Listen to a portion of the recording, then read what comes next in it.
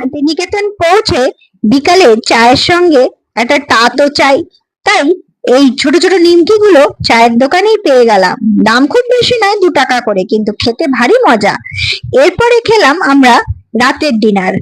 এখানে রেস্টুরেন্ট নেই, যদিও সেন্ট্রাল প্লাজার নিজস্ব, কিন্তু সামনের রেস্টুরেন্ট থেকে ওনারা আনিয়ে দিলেন আমাদের জন্য পনির বাটার মশলা আর আলুর দম।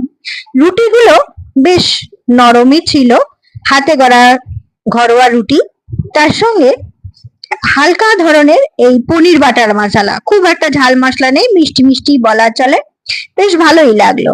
আর তার সঙ্গে এই আলুর দম আমরা খেলাম। আলুর দমটায় তেল যদিও খুব বেশি ছিল বলা যায়, কিন্তু টেস্টটা কিন্তু বেশ ভালো ছিল, বেশ একটু ঝাল ঝাল, আমার তো বেশ ভালোই লাগলো। এইভাবেই আমাদের প্রথম রাতটা শান্তিনিকেতনে কাটলো।